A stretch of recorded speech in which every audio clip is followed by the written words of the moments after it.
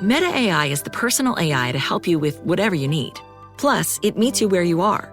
Not only is Meta AI now an app, but it's also on the apps you already know and love: Facebook, Instagram, WhatsApp, and Messenger.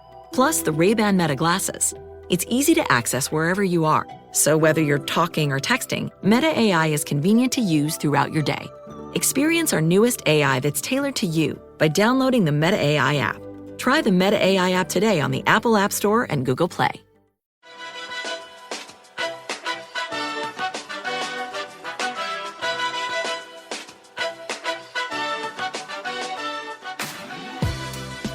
Hey, hotcakes. Welcome to Hot Take, the podcast where we talk about the climate crisis and all the ways we are talking and not talking about it. I'm Amy Westervelt. And I'm Mariana East Hegler. This episode, we have a conversation that I've been looking forward to for a really, really, really long time. We are going to talk about climate change and prisons, more specifically, climate change and prison abolition and restorative justice and transformative justice and all of those sorts of things that are not exactly, I think that they're easy to talk about, but they're hard questions to answer. And it was just really great to have this conversation with one of our favorite guests and our second repeat guest on Hot Take. Amy, tell them who it is. It's Drew Cosley!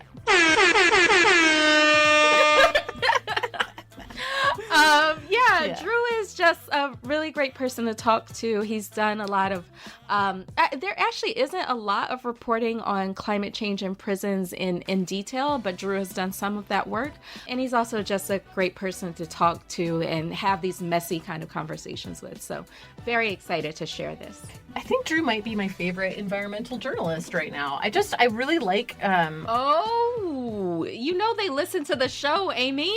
I really like his writing. And I think he's just a really solid reporter, and he thinks about things. You just alienated 70% of our audience, but I will say that... Oh, shit. I mean, I like all the climate writers, okay? Yeah. Don't cancel me. And cancel Amy. Don't cancel me. Actually, don't cancel anybody. Do restorative justice. You'll learn about it in this episode. Yes, that's right. That is right. Yeah. Yeah. But yeah, without further ado, you ready? It's time to talk about climate.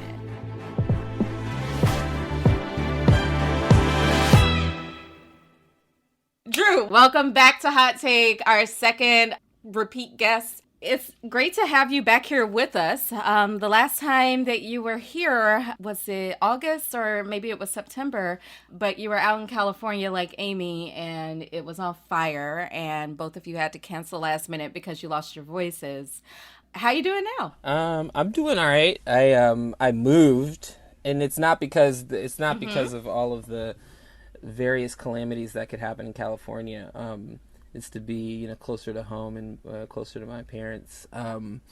So I'm doing all right, and I'm glad that it's warming up on the East Coast. I also do not like the fact that I'm back in a place where meteorologists always report warm weather as good without any sort of, understanding that, like, if it's 70 in December, that's not a good sign.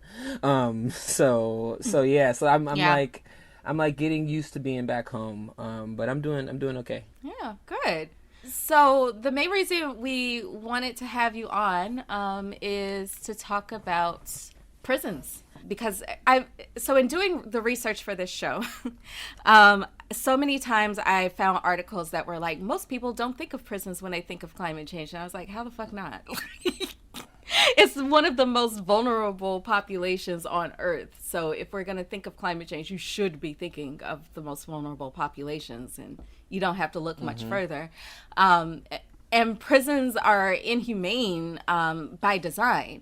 They're the outgrowth of slavery. There's the school to prison pipeline. They are designed to be inhumane. And they're already like kind of this chronic emergency. And then you throw climate change on top of them and it gets so much uglier. Yeah. I mean, I feel like this past year we really saw that, right? With like not just all the natural disasters, but that on top of COVID and like just how horrific it was in prisons. Yeah, I mean, all over, and it's been like, I mean, it's like one of the frontline it is one of the frontline populations. People don't think about, or just starting to think about frontline populations, right? And like, there are a lot of them, we,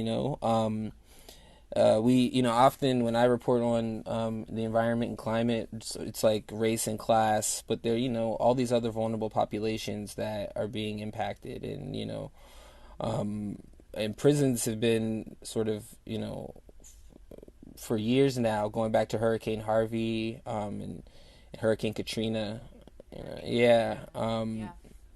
It's been, it's people who can't escape, literally. Mm-hmm. Yeah. Yeah. In doing a lot of the research for this show, I found some really just harrowing stories out of prison. And I'll start with extreme heat and cold, just because of the cold snap in Texas Texas and all over the South. As a Mississippian, I should be careful to note that every time I talk about it. How that ice storm just completely took out heat and drinking water from all of the prisons. But also, most prisons don't have air conditioning or heat in them. And the ones that are in the South, people can literally bake to death. There are people who just collapse from heat stroke. It's not uncommon. And most prisons are old, and they're made out of these heat retaining materials. So they're designed to stay hot when it's and that becomes a problem as the country becomes hotter. And then when it's cold, there's just no respite. There's no way for people to protect themselves from the elements. And there's no plan. So yeah, and also the other thing about heat and extreme cold is that it increases violence. And that's violence in between prisoners. That's also violence against themselves. So suicide attempts increase when it gets hotter.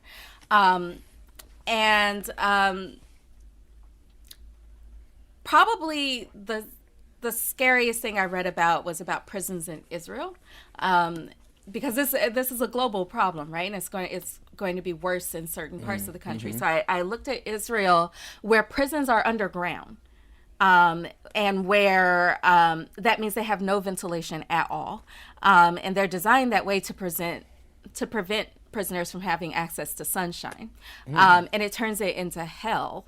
And so also the guards. Yeah. Right. And so the guards are also, kind of conditioned to be cruel to prisoners. And so they would take away their fans in the summer. And a lot of the same things happen in prisons here. Yep. And so people are just in these unventilated cells packed together with no fans, and trying to cool themselves by putting I read about people having a barrel of water, and one prisoner per day could get in the barrel of water to try to cool themselves off. That's ridiculous. Oh my God, I hadn't heard about that. That's crazy. Yeah, I really had to dig for that story, but that's the thing about how prisons fare when it comes to climate change, is that you kind of have to dig for those stories because people don't like looking at what's happening there. Honestly, even last summer when we were talking about prisons and the wildfires, most people were talking about prison laborers and prison firefighters. They weren't talking about what's actually happening to the people in prisons. Are they being evacuated? Are they safe? Do they have agency? Yeah, there's this respectability aspect to that too, right? It's these people who are saving our lives, so they're worthy of our attention, whereas the people who aren't firefighters somehow have less humanity because of that. Yeah, I think it's ridiculous. And I mean, that's part of the, I guess part of the thesis of prison is you go away and we don't, the normal people, quote unquote, don't have to deal with you while you ostensibly rehabilitate, and it's led to so much neglect. Well, it just is so it's so, none of it is conducive in any way to rehabilitation too. It reminds me when you were talking about the guards in Israel, Mary, it reminded me of that whole Stanford prison experiment thing, which I feel people reference all the time, but it's you're, I don't know, you're giving some people total power over other people, and and also kind of pushing this story that those people, deserve to be punished. It's about punishment. Right. It's not about rehabilitation. It's really, actually, it's more about revenge, I believe, than it is even about punishment. Yeah. And because the thing about punishment is, like, punishments end. Right. Right. And the way that we treat prisoners in this country is like, you can never redeem yourself. You will suffer for the rest of your entire life. Right. That's right. The punishment never ends, even for the most minor of, I don't know. It's just, it is really troubling. And then, on the wildfire front, it's like, okay, you have prisoners that are trapped in prisons. Like, they never did. Did you ever see any stories, Mary, about people, about like organized evacuation of prisons in California during the wildfires? Not in California, but that doesn't mean it didn't happen. So last summer when the wildfires were raging, my first thought was like, what's happening to the prisoners? And I was looking for people being evacuated. I did read stories about areas where prisons were in the evacuation zone, but last minute they would decide not to evacuate them. In Oregon, I did read about prisoners being evacuated, but where do they go? They go to another prison that is already overcrowded, that is already like got COVID all over it. So like, what is the actual plan to deal with prisoners when it comes to these sorts of things? And there doesn't seem to be one. Right. I mean, I think like, because like prison culture in the U.S. like grew out of just like, okay, well, let's try to limit or completely take away the freedom of blacks that are trying to get free. That was the plan. No plan besides that. Right. And I don't think there ever has been one since then. It's just been you add on to the different marginalized populations that are vulnerable to going to prison, and then you just forget about them once they're there, or you abuse them like you were talking about earlier. And it's also the case during hurricanes. That's another really terrible event in prisons. I think we all kind of, I say we, but honestly, I need to stop saying that because most people weren't paying attention. Right. The three of us saw this back in 2005 with Katrina. People were like locked in cells and the floodwaters are like rising all the way up to their chests. And like, this is like the Orleans Parish Jail, right? Like people are there for drunk driving. Right. It's like minor offenses. Extraordinarily common. Right. Yeah. Right. Or even just there because of confusion. Right. Or there because they were like evacuated. Like there's all sorts of reasons you can be in jail. Right. But also it doesn't fucking matter because nobody deserves to be treated that way. You're still a human It doesn't matter. being. Right. Yeah. Exactly. Like, I actually don't care whether they're guilty of a violent offense or completely innocent. I don't give a shit. You don't treat human beings that way. Like, I was reading these stories after Hurricane Harvey where it was like, actually, the Houston ASPCA did better for the 153 cats and dogs than the state did for the prisoners here. Sounds very American. Yes, it does. Especially metropolitan American, urban America. Yeah, it's true. And it's becoming more and more common, right? Because I'll just give you some stats. In Hurricane Harvey, 3,000 prisoners in Texas were stranded without food or water for days. In 2018, prisons within the evacuation zone in Florida's coast were left all by themselves during Hurricane Michael. And Hurricane Florence in South Carolina, the state declined to evacuate more than 1,000 people across multiple prisons. And 2 mentally ill women who were being transported between facilities were drowned when the transport van carrying them was swept away by the storm. Because usually these evacuations are left for the last minute. And there's no practice involved. And I also remember reading about evacuation drills that were planned and abandoned in the middle because it just got too complicated. Oh my God. So they're like, exactly. So climate change is going to keep getting worse. And there's no plan, and there seems to be there's a real resistance to having a plan. Right. Meanwhile, there is a plan to like build more prisons. Exactly. So, yeah. Right. Exactly.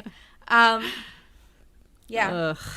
And a lot of the jails will say that they evacuated their prisoners, and then later on you find out that that means that prisoners were moved somewhere else on the same property. Wow. And even when prisoners are evacuated, they have to leave behind things like family pictures or legal paperwork, things that they can't get back. So if you're working on an appeal, like now you lose half of it because you had to leave at the last minute.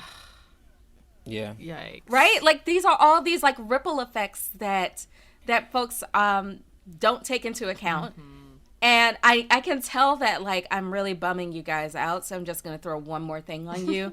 The aftermath of the storm is even worse because the spread of disease. Of course. Because it's like standing water, right? So, yeah. Standing water or heat, a combo of the two. Right. Right. Ugh. Yeah, that's ridiculous. And then also, like, you know, in a lot of these situations, I wouldn't say that, like, I'd be careful to not lump people who are in prison or in jails with people who aren't, but also are still marginalized, like poor folks, people of color. But a lot of these, a lot of states, especially a lot of southern states, they just don't have, for some reason, emergency evacuation plans. It's not something that they, like, across the board, for people that they are, you know, supposedly care about, who are on the outside.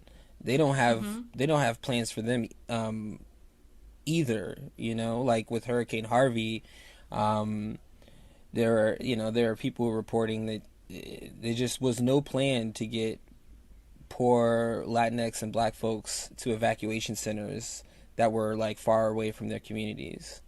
There was like no plan for that. So, you know, if they had no plan for the people that there's, you know, that are on the outside that didn't do anything, you know, bad, you know, I guess you can't really expect them to do much for people who are on the inside. That totally makes me think of people that are stuck in ICE facilities when these things happen too. You know, which is like a different type of jail. You know?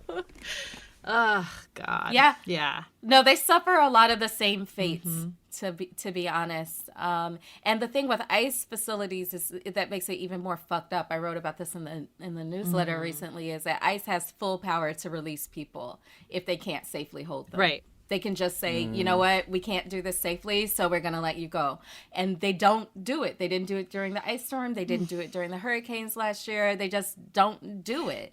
It just seems to me like there's this mentality in all of those examples of just, you know, somehow these people deserve whatever happens to them, you know, and like don't deserve sort of, you know, full human respect because they were poor or because they immigrated illegally or they committed some kind of crime or whatever. And it's just like, it's gross. Yeah. So, I mean, I think that that's all the more reason why prisons are like, they're an emergency. Yeah.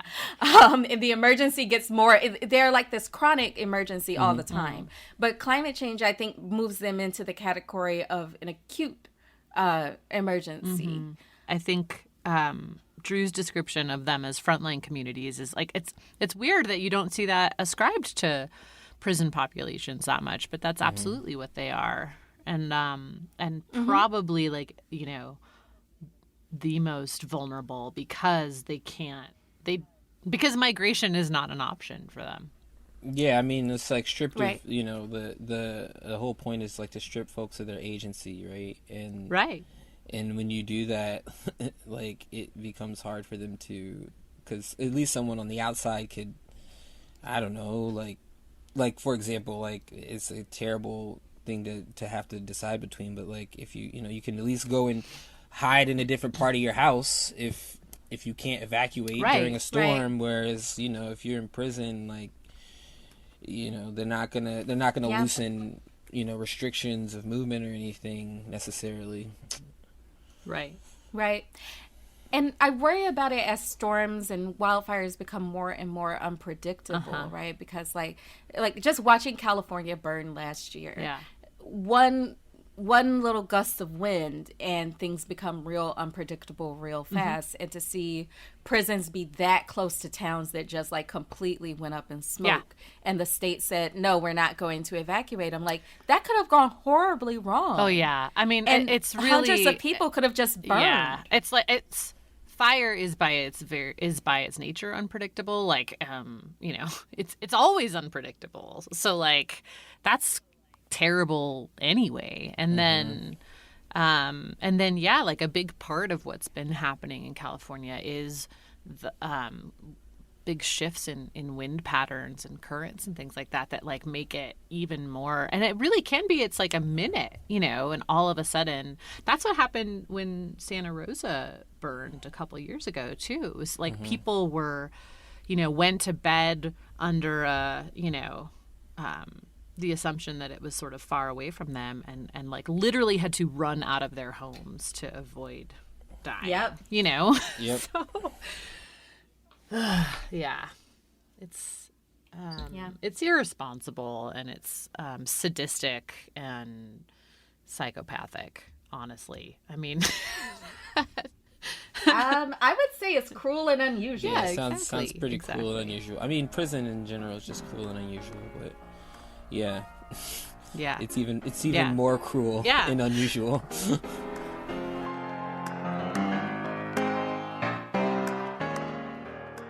So I noticed from your Twitter that you are into sports, including basketball. So I looked up some questions on basketball, and I don't know if they're going to make sense because I only hardly understand basketball. So why'd the chicken cross the basketball court? To get a bucket? He heard the ref was blowing fouls. Wow, that's like a dirty joke, a dirty chicken joke.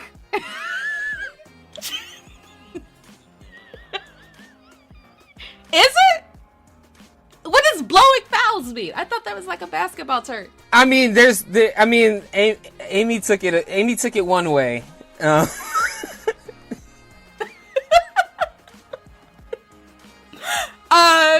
Okay. I hope the next one is PG-13. Why can't basketball players go on vacation? Right now because they have COVID restrictions still.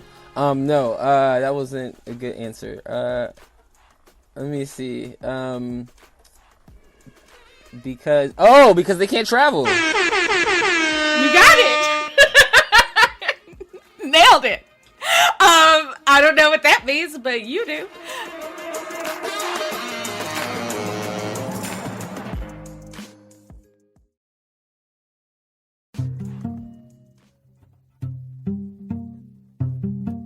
Hey, have you left us a review or a rating yet? If not, why not? Yeah, come on, get on that. What the fuck are you doing? Yeah, two things. One, it makes our egos feel good when there are lots of ratings, and it makes us feel bad when there are not a lot of ratings. Most important part of all of this, okay? Tell us we sound pretty. Yes.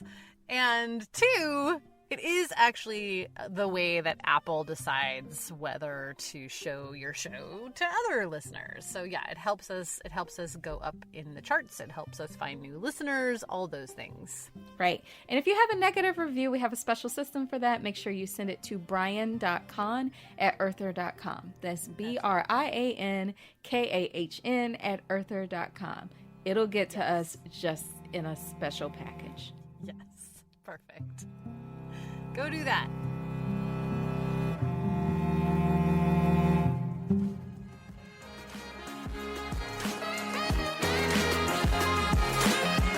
Then you get into the way that prison labor is often used to deal with these disasters, and that is happening more and more too.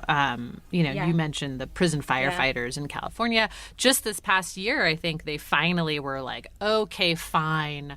We will allow these people to get jobs as firefighters when they leave prison, which was like a huge deal. And it's like ridiculous that it was a huge deal, you know? But I think people also forget that Usually, like, you'll see stories about the prison firefighters in California, but all of the Western states use prison labor for firefighting.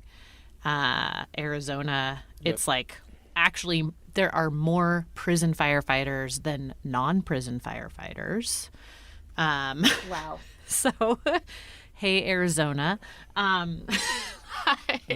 It's bad. Yeah. It's bad. And then, there's all sorts of other ways that that prison labor gets used to deal with natural disasters, across the board. Didn't you say, Mary, that they were that BP used prison labor to deal with the Deepwater spill? I was saving that one for later. Sorry, but yeah, that's true. Yeah, I mean that's another true. example, right? It's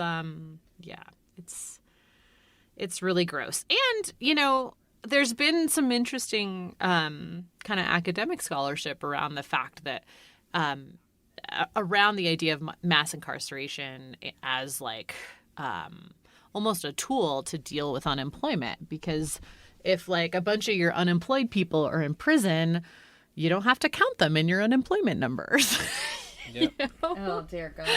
So there's like that whole aspect of the labor and prisons intersection too that's really disturbing. Yeah.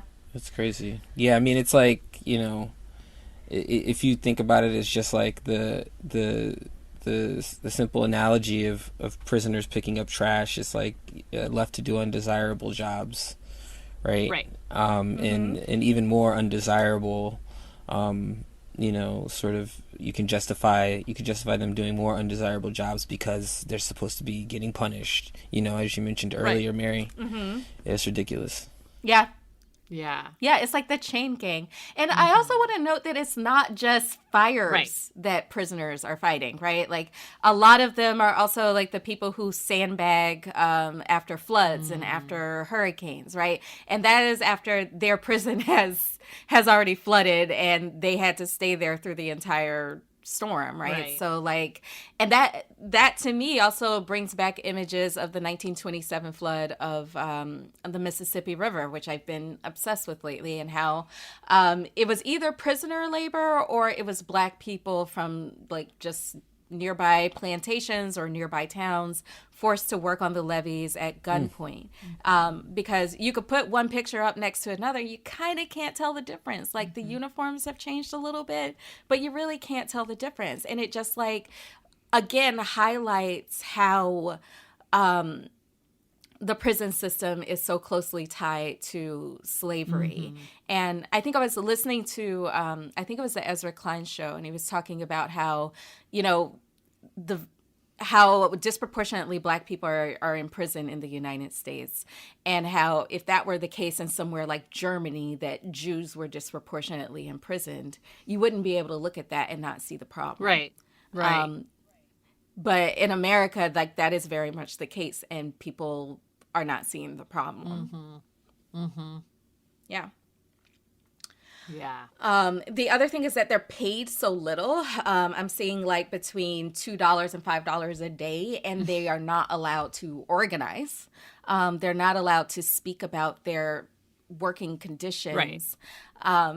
And so much depends on them. Like I would like to see what firefighting would look like without them. I would like to see what hurricane recovery looks like without them. Actually, I wouldn't. I think it would look really bad. No, I mean these states are relying on this as part of their disaster strategy. They absolutely rely on prison labor, and they do not know where that budget shortfall would come from without it. I mean, it wouldn't be filled. I don't think the like recent wildfires going back to 2017 would have probably all been like, I would say maybe except for Paradise because it happened so quickly, but a lot of the other major wildfires or complex wildfires would have probably been like orders of magnitude worse if they didn't have firefighters fighting them. I remember I was covering it was when I was in grad school. It was like my first sort of breaking news environmental story, It was just a fire that was happening in the Oakland Hills, and there's an infamous fire from the early 90s that spread really quickly through the Oakland Hills because that area is very dry and windy, and there are a lot of trees. And I remember when I got there, the firefighters who were not in prison were sort of doing preliminary work, but then they brought in prison firefighters to like be the ones to scale the hills and like get closest to the fire. Yeah. And wow. So they put them in like the most dangerous position, basically. Yeah, I mean they're like on the front lines, you know, really. And they really do play a major role in mitigating the wildfires. Even smaller ones like the one that I covered back in 2017 that I'm talking about. Yeah, so it's ridiculous that they aren't getting paid more. I mean, but it's ridiculous also that just across the board, prison labor, really, prison shouldn't exist if we go all the way back down the rabbit hole, right? But like, the fact that they're here and like prison labor isn't more well compensated is just, it's ridiculous. Right. Why did the elephant stampede onto the basketball court? To steal something, I don't know. Because something shrunk. They played for the Chargers. The Chargers are a football team. Oh shit. Word.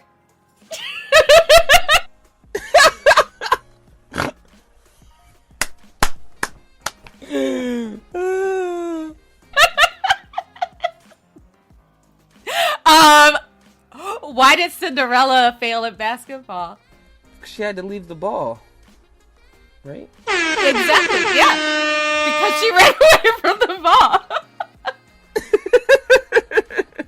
I got two for 4 so far. What do you call the basketball move where you drink too much alcohol and score? A drunk. Slam drunk. A slam drunk. Got it. Exactly.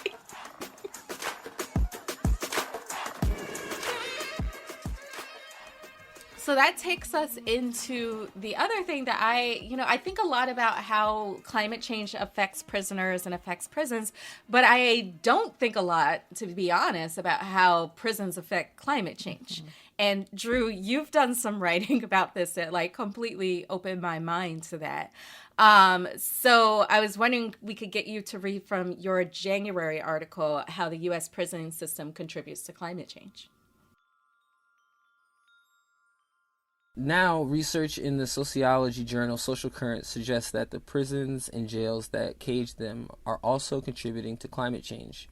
According to the research, which looked for correlations between carbon emissions from 1997 and 2016 and increases in populations at state, federal, and private prisons, every incarcerated person in the U.S.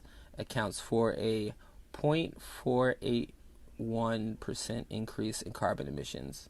The study counted 2.3 million incarcerated people in the U.S. Mass incarceration creates 3 social conditions that are likely responsible for increased carbon emissions, authors argue. The first is the construction of new prisons and maintenance of older prisons. The second is the production of goods and materials used in prisons. Both of these conditions use cheap prison labor. Wages are between $0 and $2 an hour. And they create a third social condition, U.S. economic growth driven by prison labor, which in turn increases demand for goods and services that ultimately require fossil fuels to be produced. Mm-hmm. And right, so that's like a lot to chew on. In the pre-show you said you wanted me to break that down. So if I think. And I mean, I want to give props to the lead author on this study, Julius McGee, because I too, once I saw this study, I like always scan for studies as part of just like my beat. And this one really caught my eye because, I also had not been thinking about how prisons as an institution contribute to global emissions, to global emissions. So I just want to shout out Julius McGee, the lead author on this study. So from my understanding of it is like, so the first social condition, construction of new prisons, and it's like infrastructure projects that wouldn't exist if we didn't have prisons, right? Like, so those infrastructure projects are going to generate emissions, right? Just because you have construction vehicles and things like that have to, be around and drive. Steel and concrete. Exactly. And then you also create environments that are less conducive to sequestering carbon and things like that, that aren't well ventilated. And so you use electricity to ventilate jails if they are prisons, or jails if they are ventilated. So you generate electricity and fossil fuel. You burn fossil fuels for that. The second is production of goods and materials used in prisons. So that just literally the industrial, like if you think about prisons as factories, right? Right, factories and warehouses, they are sources of emissions that we need to question, right? And so in order to power the goods and services that are like the goods and materials that are produced in prisons, you need to have like electricity, you need to have diesel trucks to come in and drop off the materials that are used to create goods, to take them away for shipping. So there's all these different ways that sort of, if you look at prisons as a spot for industrial activity, that they create industrial emissions. And then because this is the sort of framework that the authors of the study are using. So, and then the third social condition is that by having cheaper labor, you free up, money for people on the outside, ostensibly, to actually go out and buy more goods and services. And so I think they're saying sort of this like economic churn that's created by there being cheaper labor in somewhere in the labor market is like fueling consumption that then demands fossil fuels at this point in order to like meet that consumption with goods and services. So what I'm understanding is that a prisoner in prison, yep, obviously, like, is emitting more carbon than they would have if they were out in the general population. That is, the theory of like the hypothesis of the study. Study. Yeah.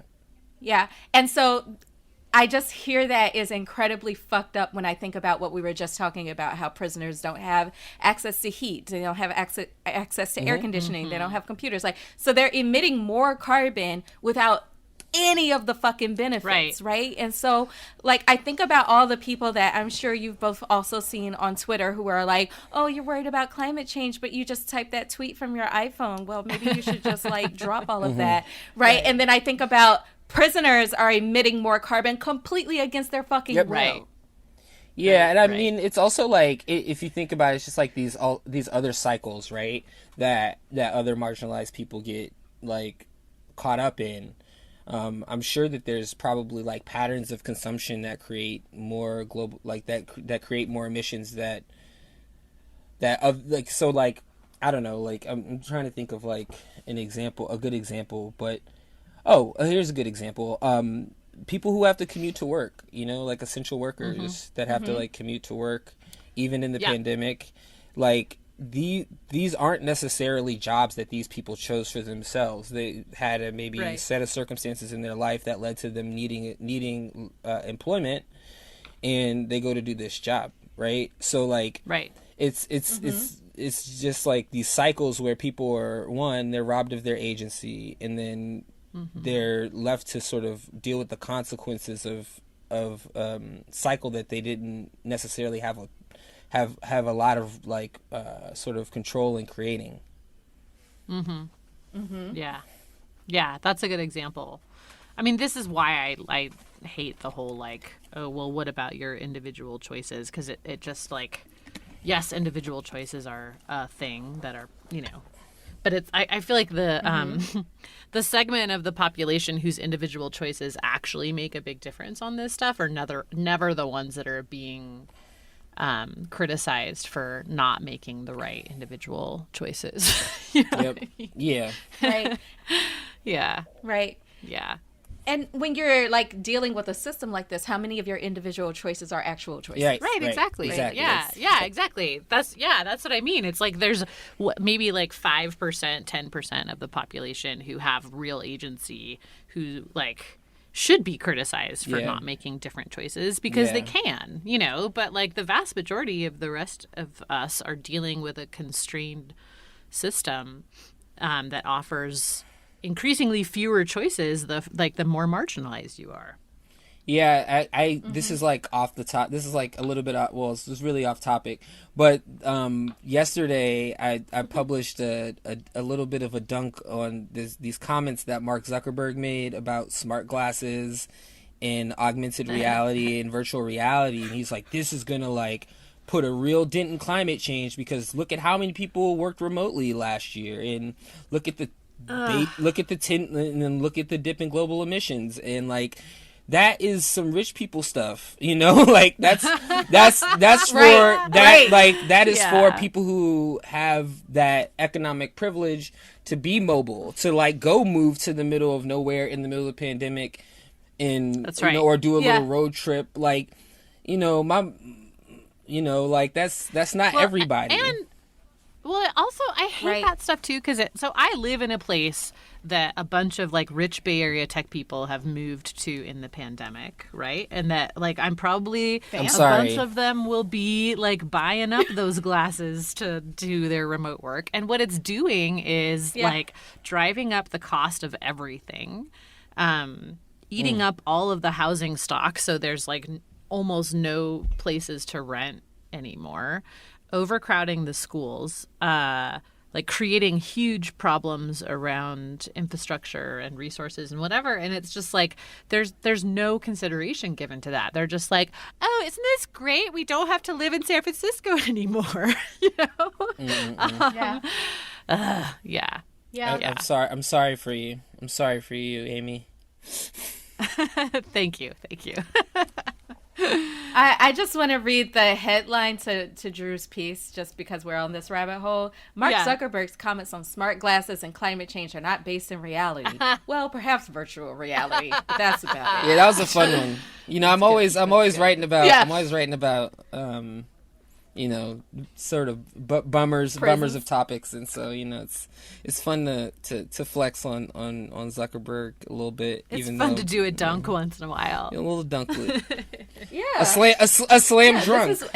It's kind of like the same reason that we troll fossil fuel companies on Twitter. I mean, it's fun. It's nice to punch somebody who deserves to be punched. Yes, it's true. But it's true. You know, you think about Mark Zuckerberg's contribution to climate change, and then you think about a prisoner's contribution to climate change, and it just like is incredibly like a gut punch. Like,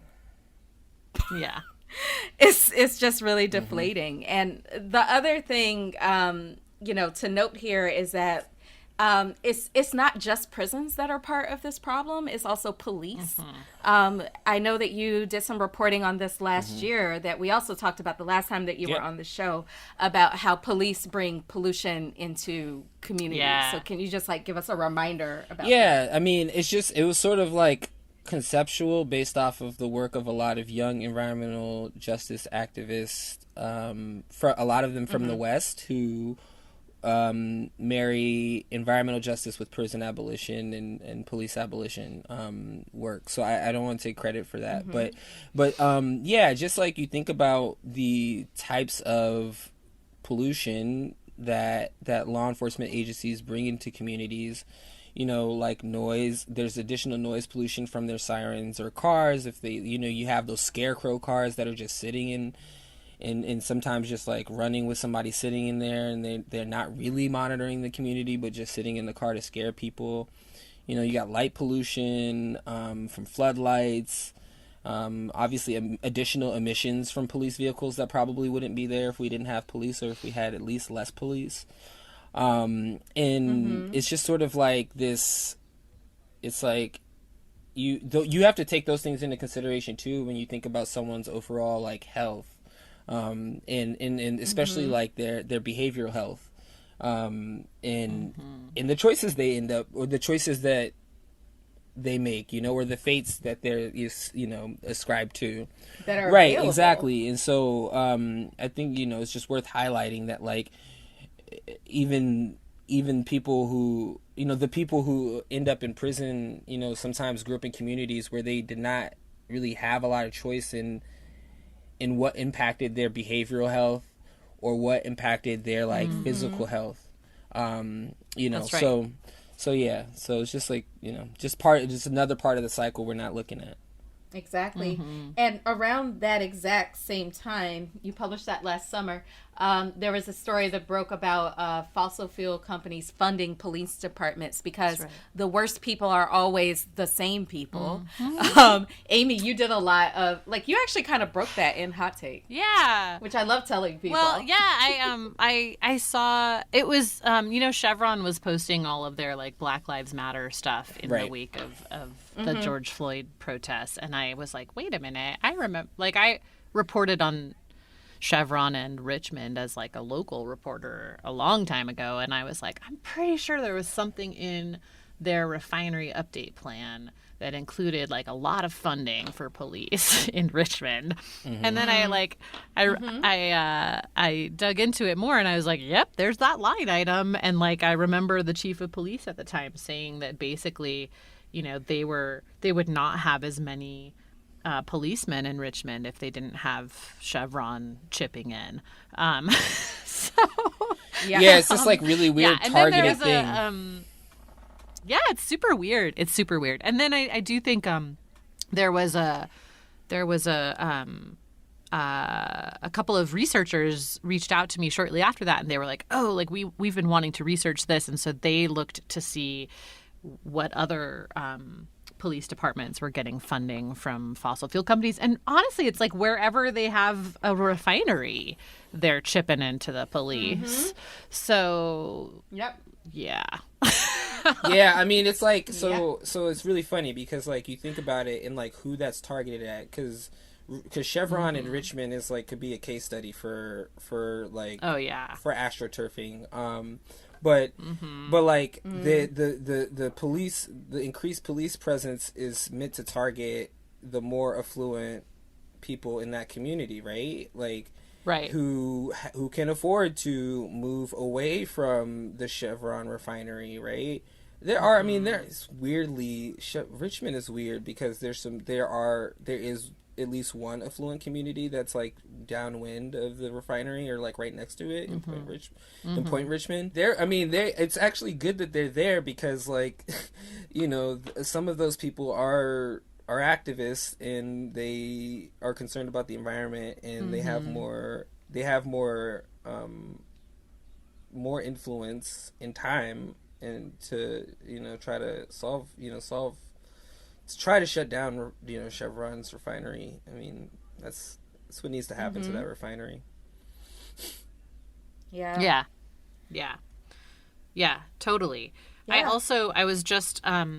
I was just spending some time this morning looking at like politicians that are heavily funded by both oil companies and private prison companies, and there's like unsurprisingly a lot of crossover. And my favorite one so far is Rick Scott, who was like the governor of Florida for a while and then is now a senator for Florida, the state most threatened by climate change, by the way. Like, Right. who's like the number one recipient of private prison funds and also like one of the top recipients of big oil money. I think he just this year was like, it admitted that climate change is happening, but still doesn't think we should do anything about it. So just let it wash over us, like literally. like the sea. Yeah. Yeah. Yeah. I mean, this is just my hunch, but I have a feeling that if, like, you dig into who's funding private prisons, you would probably find the same people who are funding police departments. I'm probably not going to do that digging, but that's just my hunch. Yeah. Because if you dig into anything, you always find these oil guys doing the worst shit ever. Yes. Like, it's... Well, the oil guys and also like there's a whole, I mean, there's a whole kind of network of funders that, you know, have some connection to the fossil fuel industry, but also, you know, maybe have like a family foundation that funds not only private prisons and, you know, other kinds of like pieces of the carceral state, but also like that have been pushing for legislative changes that will perpetuate the conditions that lead to mass incarceration and climate change. You know, it's yeah. I also think the other connection is these laws, like critical infrastructure laws. Yes. That, you know, fossil fuel companies. Actually, one of you explain it, because you'll explain it better than me. Oh, it's basically there's actually now more than half of the states have passed these laws now that criminalize protest around quote unquote critical infrastructure. In some states, it increases the charges for trespassing on private property near there. So it basically takes what was a misdemeanor and makes it a felony. In other states, they didn't have any laws around this stuff before, and it now makes it a felony. So it's really like it's extreme charges for, you know, essentially pipeline protest. You could now be facing like up to 10 years in prison in some states for participating in a pipeline protest. The fossil fuel industry has been very, very, I mean, they've been running this whole thing in both states and at the federal level too. So like one of the first things the American Petroleum Institute did in like the wake of the pandemic taking hold in the U.S. was to get all fossil fuel infrastructure declared critical infrastructure, which seemed like a weird move at the time. It's like, what does this matter? And yes, part of that was to get all of their workers deemed essential workers that could continue working. But another part of it was laying the foundation for more of these state laws to pass to criminalize protest. So yeah, huge free speech violation, which like, you know, is really runs counter to what a lot of the sort of libertarian and Republican right-wing politicians claim to stand for. I already love same-day delivery with Shipt, but it's so much better since I signed up for Target's Circle 360. Why? Because I no longer pay price markups from the majority of stores through Shipt. Only a handful of alcohol retailers and items don't count. That means no markups on groceries, pet food, even home goods and makeup. So to recap, I have more time to catch up on life while someone shops for me, and I spend less. It's a win-win. Order now at shipt.com/360. Terms apply. Parents of tweens, if you're familiar with far-off drop-offs... Dad, stop, right here. Or get DMs about what's for dinner, you may be experiencing tween milestones. For your son or daughter, these can start at age 9. HPV vaccination, a type of cancer prevention against certain HPV-related cancers, can start then too. For most, HPV clears on its own. But for those who don't clear the virus, it can cause certain cancers later in life. Embrace this phase. Help protect them in the next. Ask their doctor today about HPV vaccination. Brought to you by Merck. You know I don't mean that shit. Exactly. Yeah, it's like, okay, free That's like speech when they said for liberty who? and justice for all. Exactly. That's like when they said liberty and justice for all while holding slaves with a straight. It's almost like it's almost like when they don't vote for stimulus bills, but then brag about the money that they're getting their communities. That's right. Exactly. Yep. Exactly. Yep. But it's quite troubling because it's now more than actually just in the last few weeks, a bunch of these state laws have passed again. So it's a big problem because the other thing that's happening is the law firms that work with a lot of the oil companies like Gibson Dunn, which, represented Chevron in their whole thing against the indigenous groups in Ecuador, have figured out that they can use the RICO laws. So those are like racketeering laws that were created to deal with organized crime against protesters. So they're starting to they kind of set the precedent with this Chevron RICO case in the U.S., and then they use the same exact strategy against protesters at Standing Rock to say that the protesters and Greenpeace and indigenous groups were all part of, a criminal enterprise that, organized damage against Energy Transfer Partners. So I think we're going to see more of that. There are attempts underfoot to try to do the same thing around the movement for Black Lives and those protests as well. So there's huge crossover between them, and it's really, really, really concerning because they are completely trying to criminalize protest across the board. Yeah. It's gross. Yeah. And that, it's like, then there's more people in prison, and then there's more money for private prisons, and there's more, it's just this gross kind of whole system. Which makes me feel like they've got to be in cahoots because... Yeah, there's usually, it's like, well, it protects their pipelines, but it also maybe drives profit in some other ways too. I don't know. Yep. Yeah. Yeah. Yeah. Yeah. It's gross. Yeah.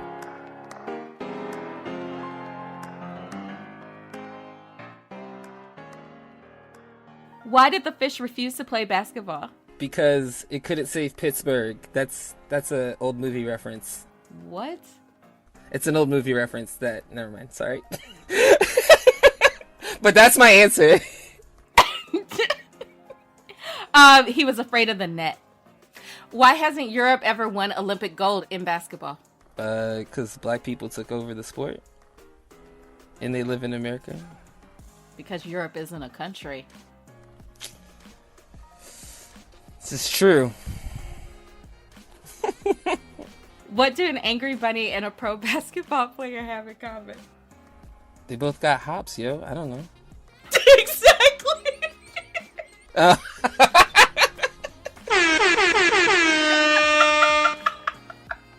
have mad hops.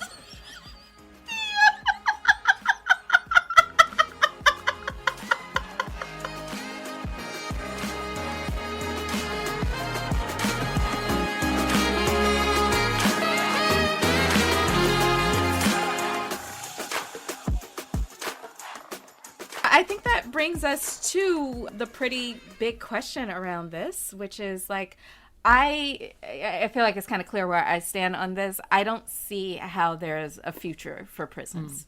It's already bad enough that there's a past for it, to be quite honest. I think they were never viable. I think they become even more cruel and unusual once you lay climate change on top of them. And at the same time, though, climate change is going to make crime more likely. People are going to hurt one another as they get put in more and more unstable positions. We know that heat increases the likelihood of violence. So does uncertainty. Right. And I think that prisons have proven themselves to be unreformable.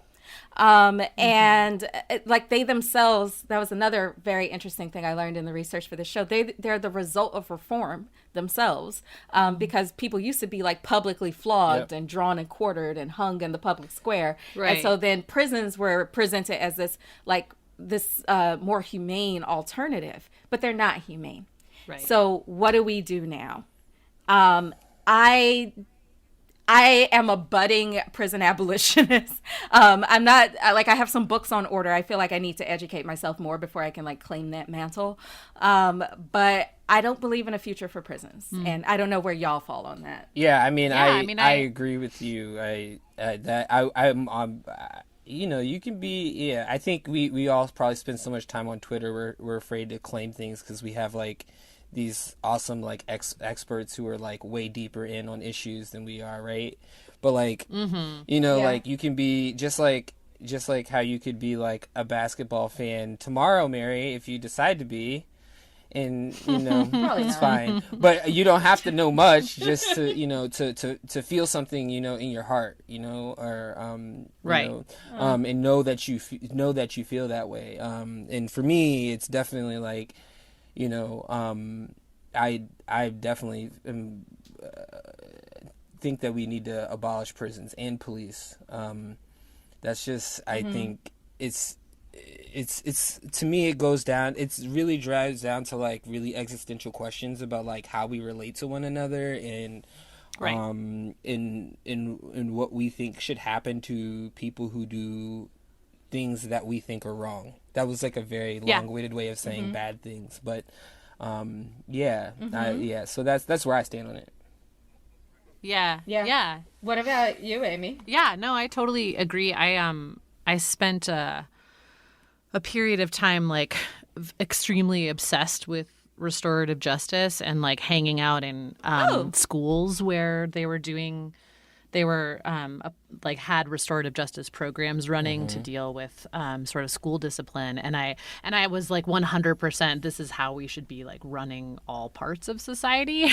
Because it was amazing. I mostly spent time in Milwaukee and in Oakland in schools that had embraced restorative justice to deal with disciplinary problems and then realized that it should just be part of how the whole school was run in general. So they had these kind of morning meetups in classes, and sometimes it would be like by class, and sometimes they would have like all the girls in one grade meet together and all the guys, because there were certain things that like they didn't want to say in front of each other because it's like high school,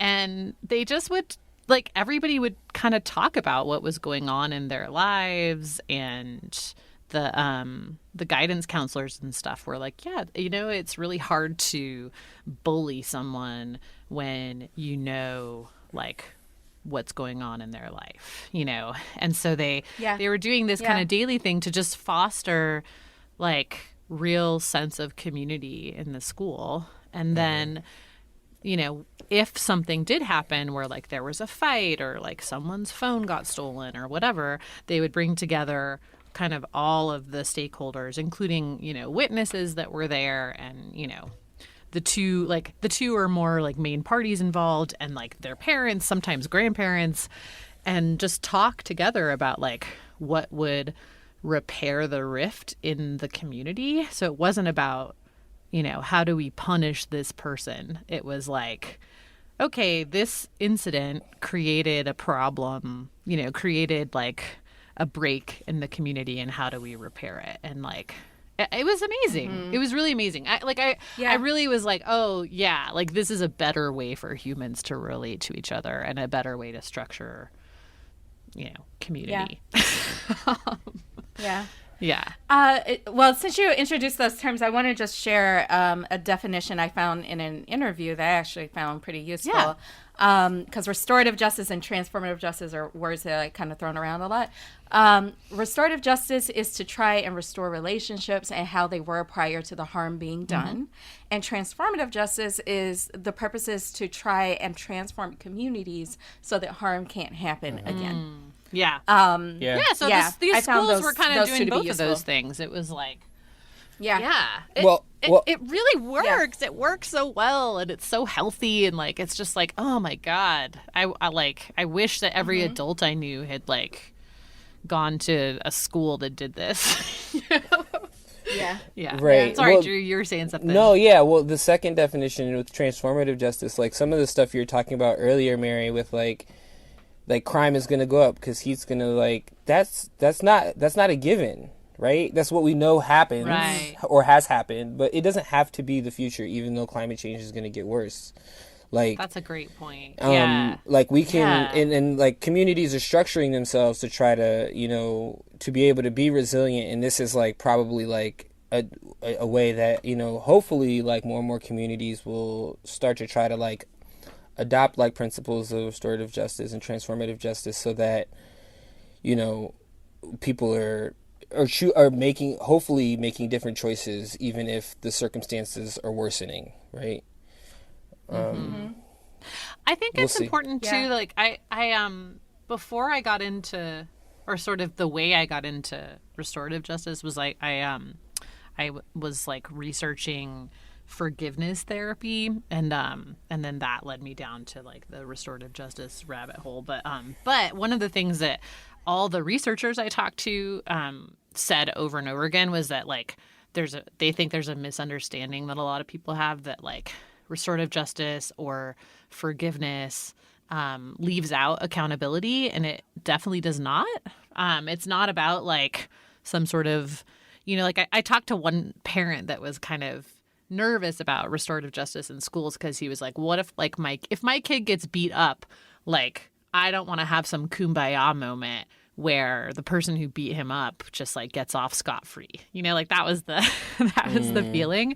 But I think there's this I think actually there's almost more accountability in a restorative justice setting, because like the person has to actually acknowledge the harm done. And that is and like a key part of the process, you know, like, so I don't know. Yeah. And because you know you're not going to go to prison, you're more likely to admit when you've done something wrong. That's right. And because you know there's a community that wants to welcome you back after you've, you know, atoned. That's right. Then that gives you more of an incentive to admit when you've done something wrong, and to try to prevent and try to reorient yourself into society. That's right, to be part of the repair. It's exactly. And I think that actually there's more of a sense of like, I don't know, closure and repair for victims too in that. Like that was kind of how restorative justice started. It was Mennonites going into prisons and like, you know, organizing conversations between victims and perpetrators as a way to combat the death penalty. And like like there's no, I don't think there's any research that says like victims feel like justice has been served by the death penalty. You know, but there's a lot around restorative justice, so like I don't know. Yeah. I think a big part of the problem is the way that we talk about justice just in general. That's right. In this country. As punitive. Is like justice and vengeance are pretty much the same thing, right? Yep. So like even like our knee-jerk reaction, and we're taught this from the time that we're very, very small, is that if someone hits you, you hit them back. Right? Like if someone harms you, you want them to suffer. That's too. right. Right. So like, and I think of this, I think the way that this shows up in the most gruesome sort of way is the way that we talk about prison rape. Which that's right. Like people joke about this. It's and really makes gross. Me incredibly sick. Yeah. Because even if the person is guilty, even if that person is guilty of doing some of the most horrible things on earth, I don't think any human being deserves that. That's right. I don't. Yeah. And so just the callousness with which we treat people in prison and make jokes about not dropping the soap. And like people think that like, well, if you raped someone or if you hurt a child or you did this or you did that, then you deserve to go to the place where that thing can happen to you at any given moment. And it's like, that is a very strong sign of moral bankruptcy on behalf of our entire society. Yeah, I agree. Totally. So, yeah. And the other thing I was seeing in a lot of my readings is like a lot of the ways that we talk about prison abolition in the mainstream are kind of problematic these days. Like it's just recently become more of a mainstream topic. Right. But a lot of it has to do with like, well, there's a lot of innocent people in jail. That's true, but a lot of people in jail are guilty. And a lot of people in jail are guilty of committing violent offenses, and they really did do it. And so now what? And I'm of the opinion that no human being is disposable, Right. and no human being is unredeemable, and no human being deserves. And I don't think that you can isolate someone into being a better person. I don't think that you can torture someone into being a better person, because that's what happens in prison. Like, these are fucking horror houses. That's right. So, however, there is a place where, like, my redemption theory runs out, and I'm gonna be honest about this, and I don't know if I'm gonna work on it. Fossil fuel executives. Like, I mean, like, put it this way though, like think about it, because I talk about this all the time when I think about cops, and I'm like, yo, like I like my uncle was a cop, you know what I'm saying? Like, I got a cousin who was also in jail, right? Like, I love those people, you know what I'm saying? But my uncle was cool. My uncle, he passed a few years ago, but he was cool. He just needed another job. Just give him something else to do. You know what I'm saying? Right. Give the fossil fuel executives something else to do. Like, I don't know, mow somebody's lawn or something. Oh, I don't know about that. I want some vengeance. I'm not gonna lie, I'm not there yet. I'm not there, and I'm doing a lot of work on myself. I've ordered some books. I'm gonna like learn all about restorative justice and all of that. But I don't know if I'm gonna have it for them. I just feel like throw them in the volcano. Slow though. Nice. Hey. No, that's too quick. I'll think of something else. That's hilarious. I mean, the energy I just don't have it for them. I mean, yeah, that energy is like what like Amy was describing is like very energy intensive work, you know? And so like you can reserve that energy for people who like need it more. They don't need it as much.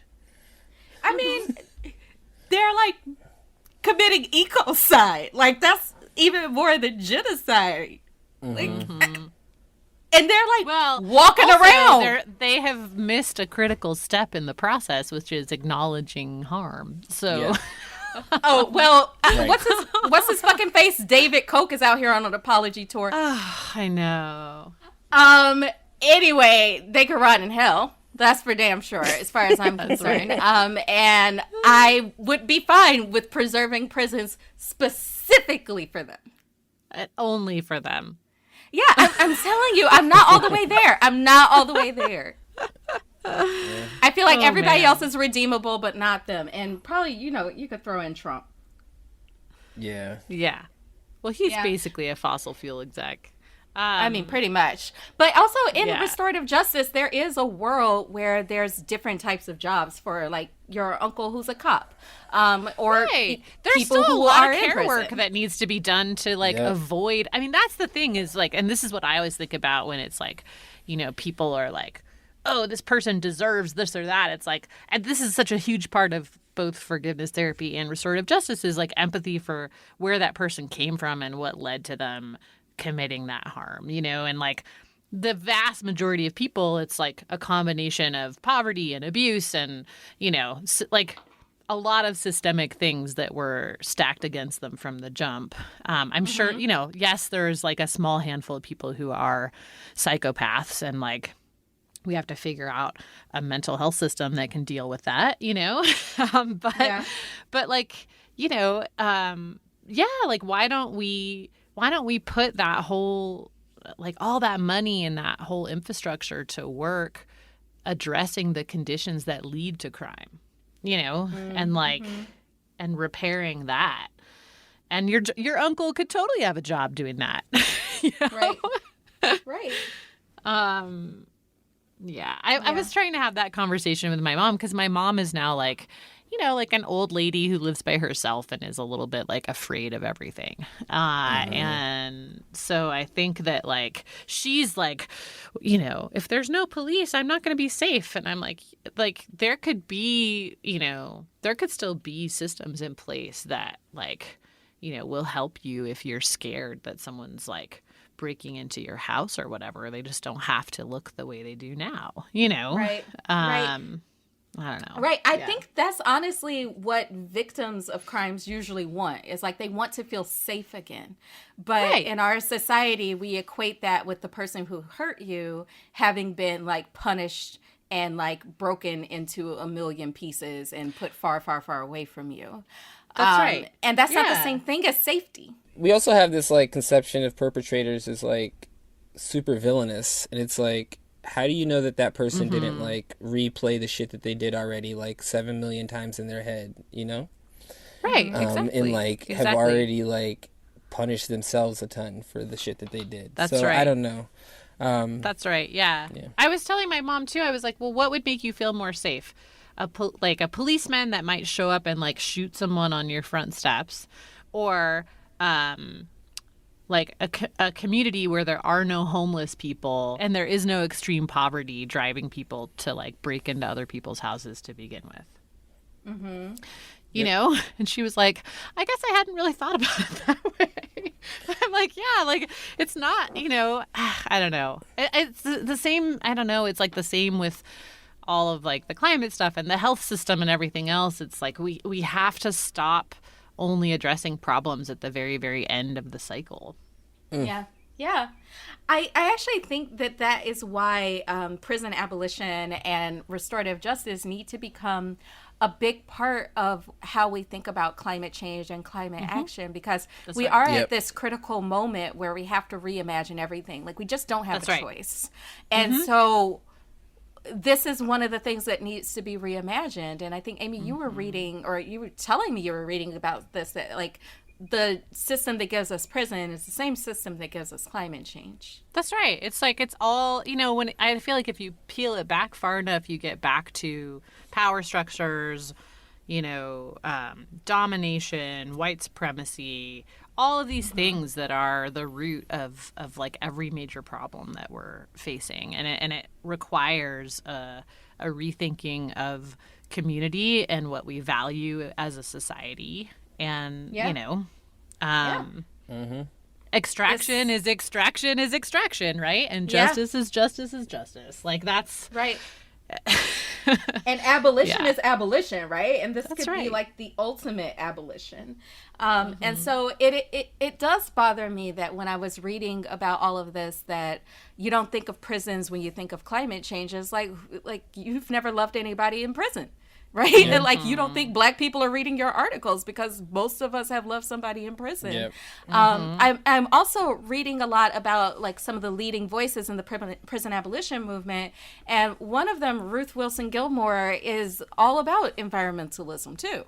Yeah. And that's right. prisons as an environmental injustice. Yep. So, yeah.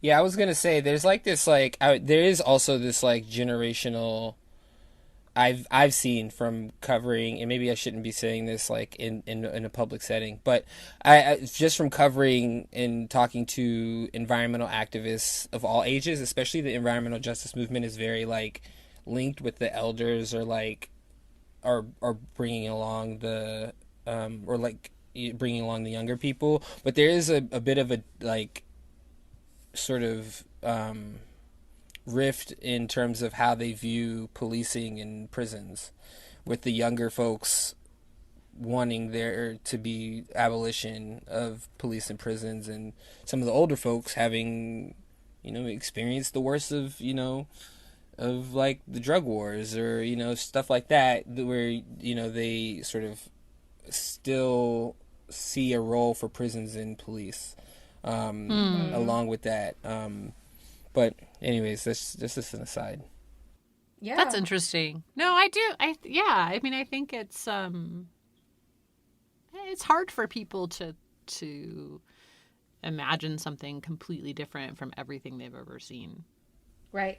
Yeah. And so that's actually where I struggle, right? Like it's very clear to me that there's no future for prisons, that's right. And no future for police, really. But I am not good at articulating what comes next.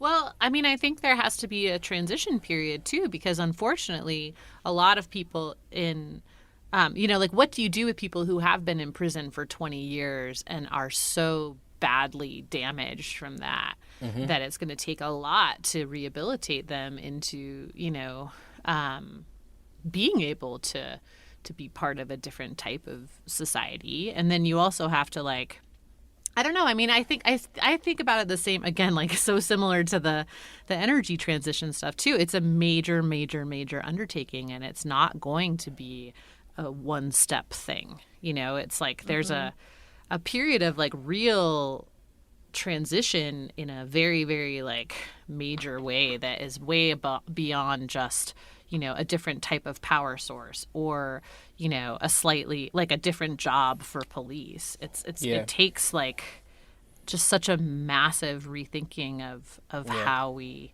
structure society and what we value.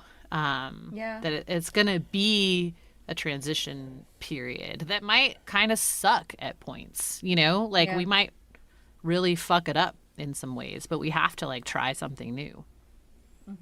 Yeah, for sure. I mean, and that happens with prison reform too, you know, like with the furlough programs and stuff like that, which shouldn't necessarily be rolled back just because some people go and commit crime, but it does make it harder to say people need to be able to go to their community, you know, go back to their communities.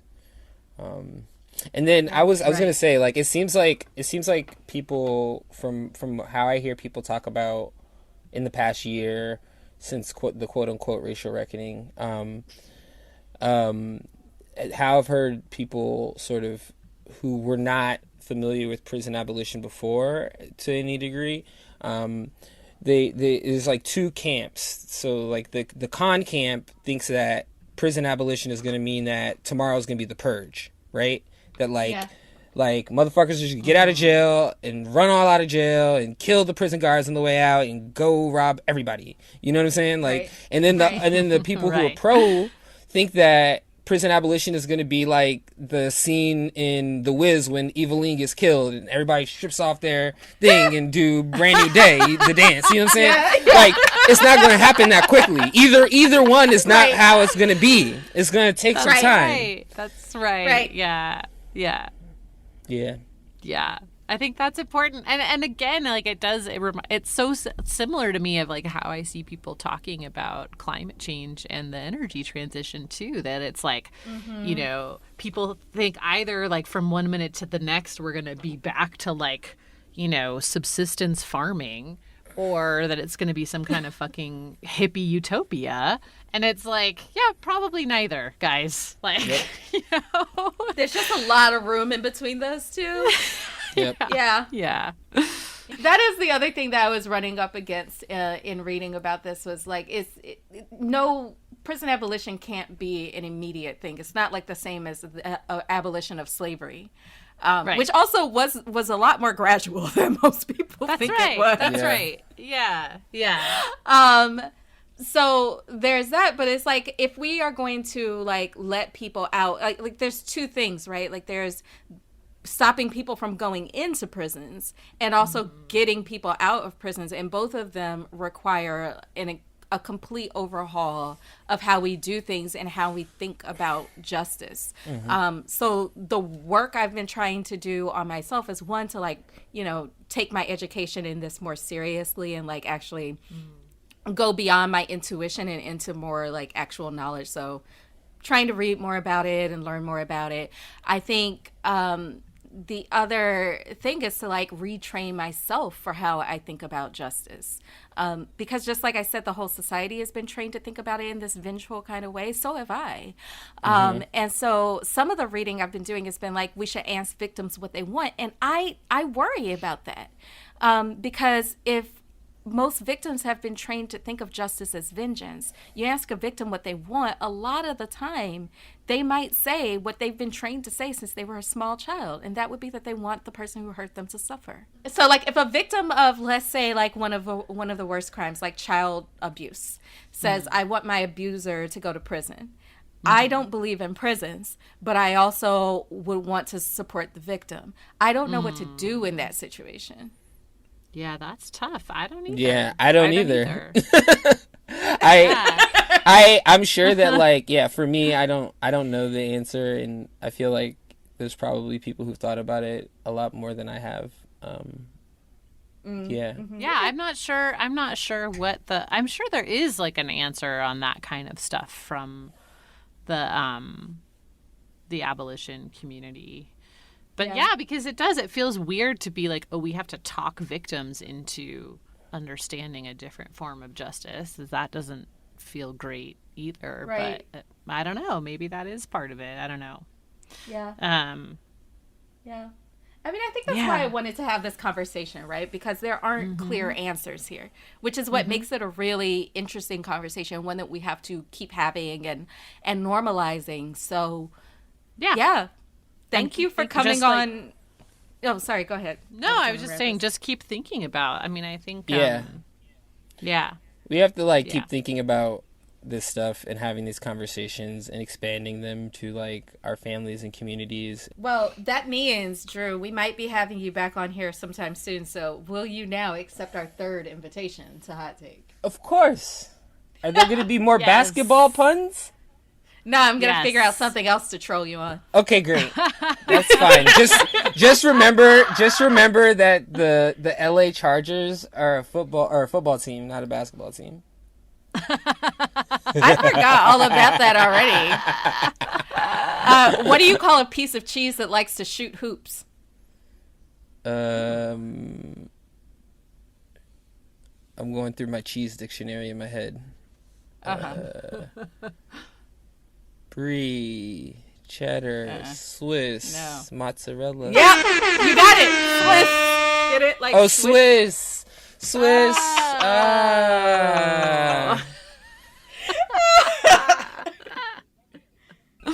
Thank you for coming on. Thanks, Drew. Thanks for having me. I appreciate it. This was fun. This was fun. Yeah. This was a bummer, and it still was fun because we contain multitudes. That's right. Well, it was an important conversation. No, for real, I can't think of who else we could have had it with.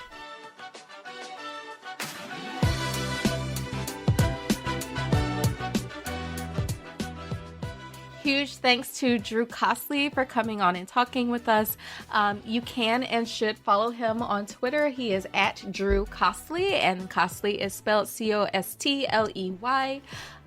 And he's a great environmental journalist, and you should look up all of his work. We'll drop some links to some of his stories that we mentioned in this episode into the show notes, and also into our newsletter, which you should be subscribed to if you're not already. Exactly. And you can follow us on Twitter. We are at Real Hot Take. You can follow Amy at Amy Westervelt, and you can follow me at Mary Heckler. I think that's about it. Amy, keep fucking that chicken. I will, Mary. I was ready for you that time. I was ready for you. What's creepy is I believe you. Oh, gross! Right.